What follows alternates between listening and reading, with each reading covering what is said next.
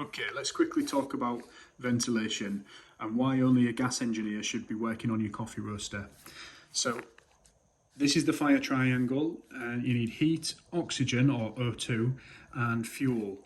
In the UK, the gas for gas appliances is either G20 natural gas or LPG. So you need G20 natural gas or LPG, heat and O2 or oxygen. The reason it's O2 is because the oxygen molecules are connected together like this. You have two oxygen molecules connected together, so that is O2. Obviously, we breathe in oxygen and we breathe out CO2. Gas engineers refer to something called balanced or complete combustion, which is methane, and all methane is natural gas or LPG. These are just different blends of methane. So methane plus two lots of O2, and then the combustion process gives off heat and CO2 and two lots of H2O. So there's your four oxygen molecules. You've got two of them in CO2, and then you've got two of them but individually because you've got two lots of H2O. So there's your four oxygen molecules. If you don't have enough oxygen, so you only have one lot, then you get something called incomplete combustion, which is methane. Again, that's just natural gas or LPG. Methane, but one lot of O2 because you haven't got enough oxygen in the space.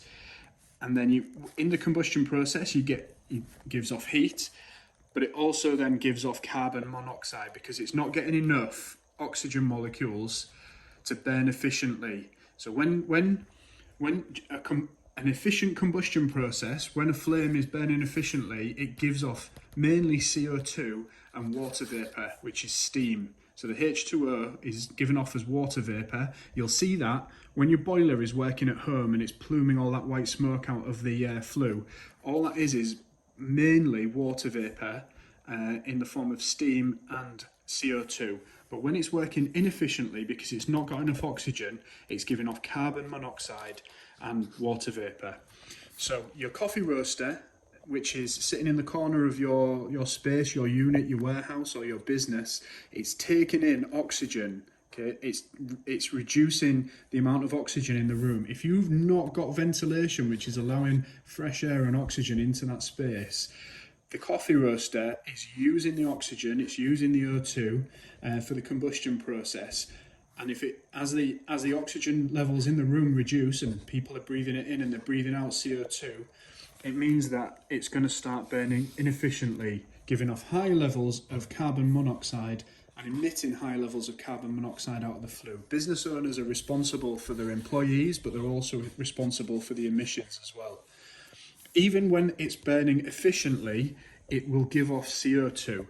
So it will be increasing the CO2 levels in that space, but also if you've got workers in there, they're breathing out, they're giving off CO2. So the oxygen levels in that space are reducing, they're going down, and the CO2 levels are going up within that space. And if you've not got ventilation, CO2 levels can start to get dangerous when they start to go beyond 2,500 parts per million or 5,000 parts per million.